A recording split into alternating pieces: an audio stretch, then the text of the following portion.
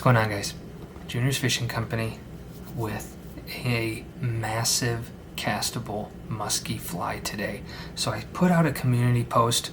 If you haven't been to the page, Junior's Fishing Company, subscribe, head over to the community tab. I post things. I posted something. I was going to tie this musky fly, and I couldn't decide if I wanted to do bright or natural colors, so I just put out a little vote. The natural one, so I thought I would tie it up.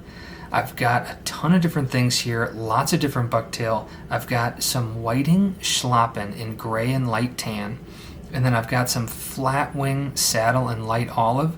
I used about 8 feathers for the tail. There's a little bit of Orvis flash in there, and then I actually blended a ton of different bucktail colors. I couldn't decide if I wanted to blend all of these stacks together, all of these colors together. So what I ended up doing, I blended the first little stack of bucktail, and then I put 3 solid colors in, and then the last one I put in, I blended them together. So in each of those separate stacks, I've got 2 different grays that I combined, 2 different olives, and then 2 different browns. And I just put them down, reverse tied, and then I just had enough room to finish this bait off. I wanted it to be a really, really bulky bait. It comes out at about 11 inches. This is a 6/0 Predator GB Predator swimbait hook from Ahrex. This is the biggest castable fly I've made to date. Again, 11 inches, tons of bucktail on here, reverse tied. Let's tie it up. All right, so the first thing I'm gonna do, I'm going to put these feathers down. I think I've got, 1, 2, 3, 4, 5, 6, 7, maybe 8 of these feathers. A couple flat wing, a couple schlappen. I didn't really think too much about this. I put a couple extra brown in there than the other 2 colors, just because I thought brown might be, just a little bit more of a natural color. I'm just going to tie these in. I'm going to kind of just alternate colors. I'm not going to like go all gray and then all olive, and then all brown. I'm just gonna go every other. I might even miss that. I'm just gonna, I did a gray, so then I'll do an olive. And I really don't care what's gonna end up being on top, what's gonna be on the side, I kind of want this to be a little bit more of a random bait, color-wise for the tail. I just wanted a little bit heavier of a brown than the other colors. Again, if you end up tying this up, you can do whatever you want. You can do an all gray bait, you can do an all pink bait, you can do whatever you want. I'm just gonna kind of rotate these around, not 360 fully, because it'd just be too hard to get a feather on there. My vise is gonna end up being in the way. I would zoom in a little more. I don't know how well you can see this, but I wanted you to be able to see all of the tips of the feathers too. So again, this is just pretty random, just getting these down. I'm going to end up putting some super glue down on these just to make sure. I'm going to put this is probably my thickest one. I'm going to get this one on top. Well, actually this is going to end up being the side, so maybe I'll just put it on the side. It really doesn't matter. You just have to remember that when I put this on my hook, when I attach it to my hook, this isn't going to be the top. This is going to be a side. But when all that bucktail and stuff is on there anyway, you're really not going to be able to notice. It's all going to swim the same, pretty much regardless of how you put all these on. So I'll finish getting these on. I'm going to put some glue down, let it dry, and then I'm going to put some bucktail on this. All right, so for the bucktail on this back part, I had a big stack, and I was just going to put one big one on the back, but it looks like I'm going to have enough room, and I would prefer actually this method in splitting these 2 stacks to put them on, because I think it's going to hold better on this little tiny shank or whatever you want to call it. And so it's just going to sit better on there. And so I split these and I blended. It ended up being 6 different colors, 2 olives, 2 grays, and 2 different browns. I'm going to put this in full length, but you can see, I'm still going to have lots of room on that tail for just those feathers. So I'm not necessarily gonna lose too much of that action that I do want with those longer feathers, with that great action in the water that you get. I'm just gonna kind of spread these out. I'm gonna spin this around, and that glue is still just a little bit wet. So I kind of want to do this kind of quick before any of this sticks to the glue, and I can just rotate it a little bit, kind of get a comb. This is a tougher part of the fly because you get right up to your vice jaws, and it can just be a little bit trickier to make sure that you get that coverage that you want. So I'll get this spun around as much as I can, and this isn't a big stack. I split that stack into 2, so it's kind of easy to work with. And I'll get this down, and we're gonna get that second one on.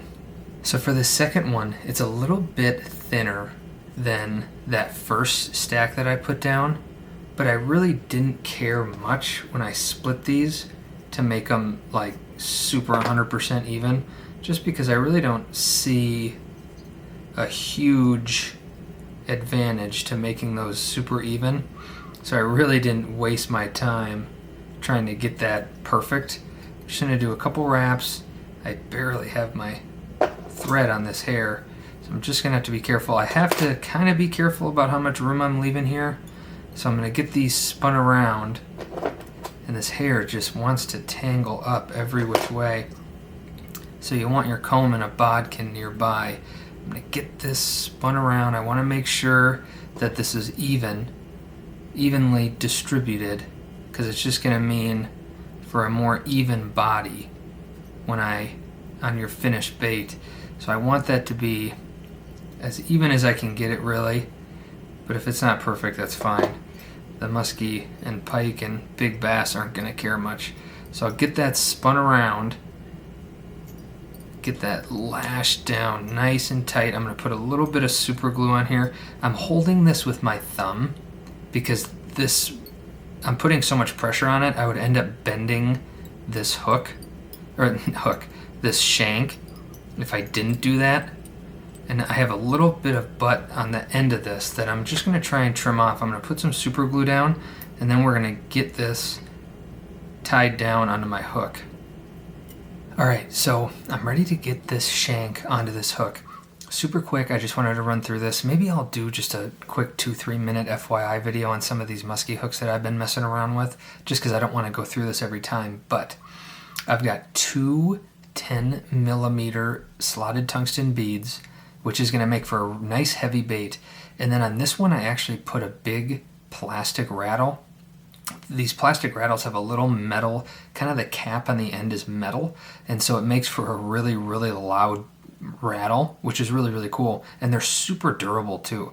So I just glued all this stuff down. I took some thin stainless steel wire to kind of lock these beads on. The super glue doesn't stick super well. When I'm tying, when this hook is bending back and forth, it wants to crack that glue. So that's, I guess, one little negative, but when I'm done tying it, I can put more glue on, and this isn't gonna go anywhere anyway. So I've got my shank here, and I'm just gonna kind of match it up with this metal that I put on here. Just because if it's a lot shorter, I'm not gonna be able to necessarily, it's gonna just have a bump on it. And that's a little tiny detail that you really don't have to worry about. I'm gonna line these up perfectly, and you'll see that where I stop tying is gonna line up nice and neat with my hook. So I'm just gonna get a couple wraps on here. It's a little tricky to keep this bait, or this shank, right on top. I'm just gonna do some wraps towards my eye, and that should kind of get it down to where I want it. And then I'm just gonna put some super glue. You just want to make sure that it is right on top. And I'm just gonna get some super glue down so there's no going back. If you can hear thunder and rain, it is raining cats and dogs. So you're probably gonna hear that, but I'm not going to stop this video for weather. So I just put a bunch of super glue down, and now I can really kind of ream down on this. And again, this is not going to go anywhere. I'll just do a couple little half hitches, maybe even just 2. This is 280 UTC.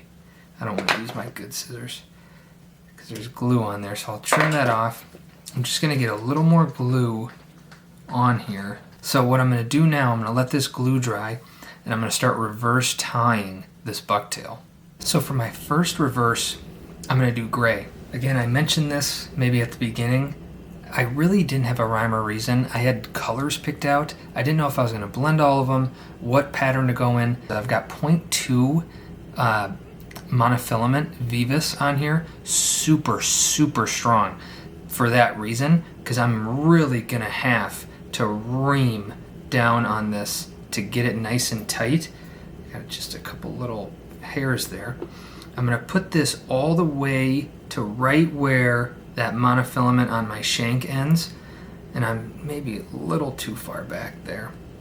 So I'm going to just put that right there, and I'll get just a wrap down, and I can put a little bit of tension on there. Get 2 wraps. I'm going to get that cinched down, then I'll be able to switch hands. So now I can really try and get some. There shouldn't be a ton of flare. I'm going to lose some hairs, which is totally fine. I'm going to get maybe 1 more wrap again. This is so much bucktail. I'm going to just get it pushed around on here. This one's going to be a little bit trickier because I have that bend in my hook, that 90-degree bend, and it's not going to want to have a ton of hair messing around with it. I'll just get this combed out. That'll make it a little bit easier to spin. I weighed out some of this bucktail, and this gray is almost 0.3 grams, which is a lot. Someone might comment and say, well, I do 2 grams, but this is a lot of bucktail. And so I'm just going to hope that that's nice and even, and I'm going to get it cinched down I'm just going to kind of do 1 wrap and just really ream down. All right, so I think my camera was a little too far zoomed in. I don't know if you could see all the hair. So I've got all this hair, and I'm ready to kind of just push it back. I don't know if I'm going to be able to use this small push tool. Maybe I'll just go with my big one. And I'm just going to push that back, make sure that it looks even enough. I'll get all that pushed back. You really just want to be careful of your hook. I really don't want to. I could even cover up my hook with a little pin or something, little plastic. I just have these little plastic things sitting around because I'm going to be messing with this. I don't feel like putting band-aids on. So I'll just get that as pushed back as I can.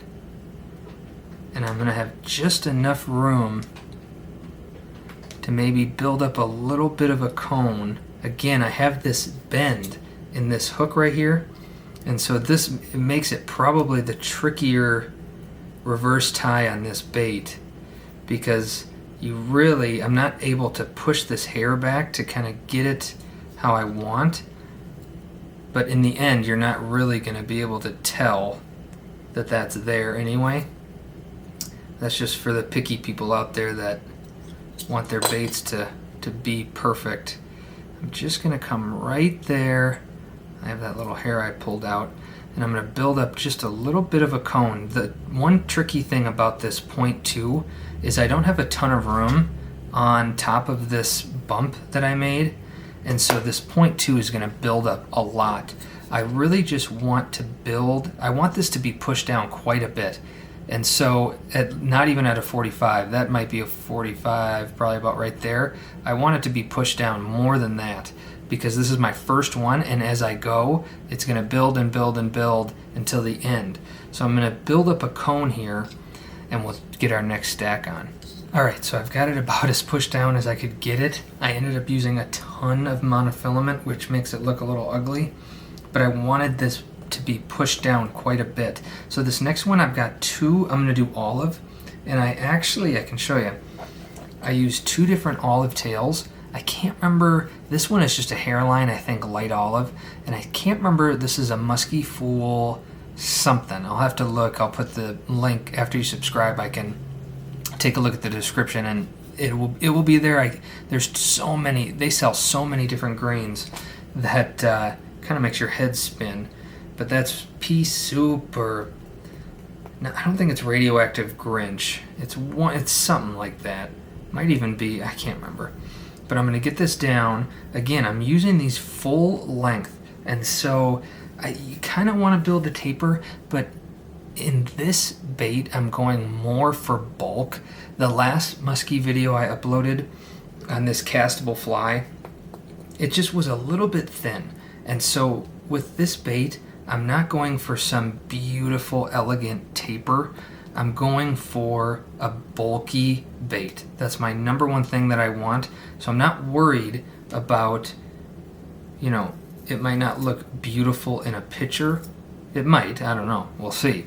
But I'm going for a big sucker meal for a muskie. So I don't care about this beautiful bait that I'm going to spend all this time making. I'm going to put the butts right up to where that mono is, and I'm just going to get 2 turns. I'm going to do the same thing I did with the other ones. Kind of get a little bit cinched down. Again, there shouldn't be a ton of trapped air in these, and you can see, I've said this in other videos, this gray was really curly and this green isn't really, because although I have quite a few green tails, I don't have 6 light olive tails that I could pick from. I think I have 2, and so I just grabbed the longest one, and it happened to just be longer straight hair as opposed to really long and curly. And so that's just, one of those things that I wish I could be picky about, but I don't have 400 tails to sift through. And so I'm just going to get this cinched down. Again, I'm using about as strong of thread as you can buy. I don't know if I've ever broken this 0.2. I've broken the Danville's 6/1000ths many times. But, other than GSP, this might be the strongest thread that there is. GSP is crazy. So I'll get that pushed right up there, and I'll get that just combed out nice and neat. Then I can grab my push tool. I'm going to push this back, and I'm hoping I should have room for 2 more, because I have 2 more stacks. I still have to put my brown down. And I'll get all that hair pushed back. I kind of want to build just a little bit of flare. I'm going to go just above where that gray is. And now that that little 90-degree bend is out of my way, this will be a little bit of an easier time. I'm just going to get all this hair kind of pushed back nicely. I can grab my pen. I have a couple different push tools here that I can kind of rotate between. But I just want to make sure looks pretty even. Good enough for me. So I'll get that pulled back, and I can just get my thread fed onto the other side. And I really am going to be careful about how much thread I'm putting down. Every wrap I'm going to do, putting this cone, making this cone, is going to be intentional. So I'm just going to build up another cone, and this mono thread can be a little tricky to build really nice taper, because it's like stacking tubes, right? If you stack tubes, sometimes they're going to want to roll on either side. It's not flat. It's like stacking a bunch of circles, and so it's just a little bit trickier when you want to use less, because it wants to rotate on one side of the last wrap you did. So I'm going to build up this cone, and we'll keep plugging away. Alright, so the olive's down. Before I switched to this Danville 6/1000ths, just because I'm starting to, I need to build small cones.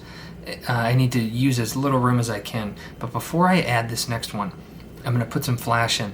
This is New Age Hollow Flash in Midnight Rainbow from Orvis. Super cool flash. I've had this flash for a while. It's just been sitting there. And I was going through all my different flashes, thinking which one I wanted to use. And this is like, it's a bunch of blended colors. There's some blue, gold, copper, looks like maybe some opal. And I'm just gonna put a pretty good amount of this down. I don't want it to go all the way down to the end, but I want it to be, this stuff is crazy long. But I just want it to go far enough down, and I could even pull out some of these just so I have a couple really, really long ones. I'm gonna put this in, and again, I wanna take up as little room as I can. So I'm gonna kinda go right on to where that cone is.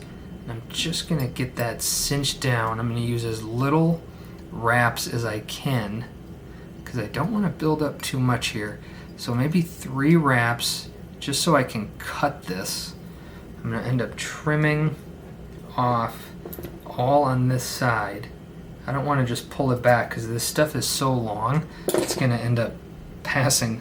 This stuff is over a foot long, it looks like. I'll kind of comb this onto both sides. This stuff, there's like some crinkle flash or something in there. It's a blend of just a ton of different stuff. And I'll just kind of keep that on the top of my bait. But I can grab my bodkin.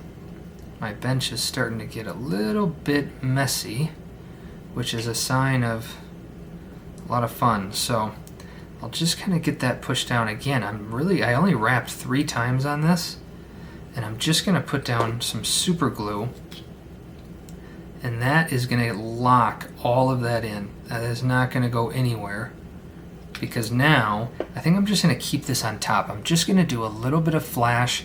It's not going to be a ton, just because really I just don't want to waste any more real estate on this fly. And I'll just wrap down this flash like this, and I'm going to come back and I'm going to end up putting down my bucktail, my next stack, right behind where that is. So I'll just, again, this is an absolute wad of bucktail. I think this was 0.31 grams, and I'll just get that right there. I have to be really careful I don't break my thread. Man, it is pouring out there. I'm gonna have to be careful I don't break my thread, because I'm really gonna ream on this. And I'll just get that spun around, and I can feel the eye of my hook. I'm starting to get a little bit nervous. I don't know if I'm going to be able to fit this last one, but I really want to, because I didn't really want the head of this to be brown.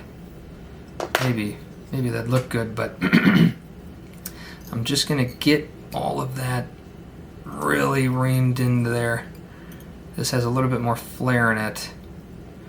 Just putting I'm pretty much at the breaking strength of this thread. If I break, I break. You shouldn't try and break your thread. And the more you do, you can kind of get used to it. But if you're breaking your thread, that's not a horrible thing. It's not a sign of poor tying. Maybe if you're using 70 denier and you're breaking a ton, you just lighten up a little bit, or lighten your bobbin. Sometimes your bobbin's just set too tight. But I'm going to get this brown kind of combed out.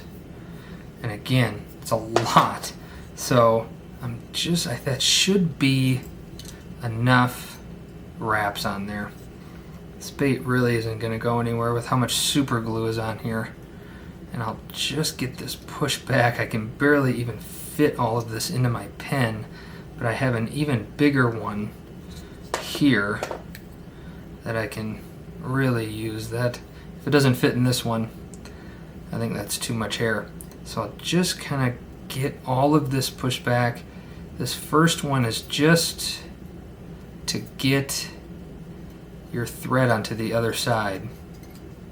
And then I can really kind of push that back, make sure it looks even. Once you do this a bunch, getting it even usually isn't, and maybe usually isn't the hardest part.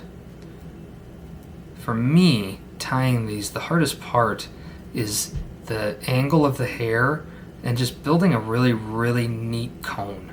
Those are the two pickiest things I can kind of get. So what I'm going to do, the reason I'm skipping building the cones is because I don't want this video to be 40 minutes, and to build up a cone it usually takes a couple minutes, and you don't want to see me do that 5 times. So what I'm going to do, I kind of want this to be, again, just a little more, that flash is weighing down some of that olive, but I want a little bit more flare in here, maybe about right there, and then the last one is going to be even more, maybe even more than 45, right around 45. So I'm going to get this cone built, and we'll have just enough room, I hope, for that last one. All right, brown's down. This last stack is going to be the thickest, and I have the least amount of room, so it's going to be the hardest, the trickiest, I guess I should say. But this is blended. This is 2 different grays, 2 browns, and 2 olives. This is 6 different colors. I don't know, sorry, I'm holding it wrong already, but this is 6 different colors. It's the same that I did for that first stack, and so I'm really going to kind of put it onto that hair, and I'm just going to kind of feed it down as flat as I can. This is the shortest hair. I didn't put a ton of length in this because I didn't want it covering up too much of my other hair, just because I didn't want it to kind of take away from the other colors. And I kind of like how the taper looks in that. Not the physical taper, the colored taper. I'll get that down. And if you just spin it around, if I can't see my hook anywhere, I would assume that it's good to go. I'm just gonna, again, this isn't that super strong mono, but I'm gonna test this to the limit. Just get a couple really good wraps because I just don't want this going anywhere. Then I'll come back up with a light wrap right at the edge, comb it out. It kind of looks pretty cool, all those colors. They're all kind of soft colors. It's not like you're blending chartreuse and black or anything like that, so you don't have to worry too much about, like if you blend black and chartreuse, you have to be really careful about how much chartreuse you put in, because otherwise the chartreuse takes away from the black so much because it's such a contrast color. But these are all pretty soft colors, so I could really just kind of freehand it and not worry about it. So I'm going to put that to about right there. That's the goal, but I have a feeling we are right at the eye, so I don't know how much. I'm just going to push that back super tight. I clamped this vise down, and I just want enough space to put just some thread wraps, and I've caught my thread. Just gonna come to my eye, get a few wraps down. I'm gonna build up as much of a cone as I can. All right, so there you have it. Your 11-inch tan, light brown, I don't know, gray and light olive musky castable fly. This thing is absolutely, this is going to be a massive bait in the water. Nice and heavy with those 2 10mm tungsten beads. Thick, long, and we'll see if the fish like it as much as I do. Junior's Fishing Company, like and subscribe, drop some comments below. It's been raining here pretty much every day for the last month, so at least, I can stay dry, tie some flies. See you in the next one.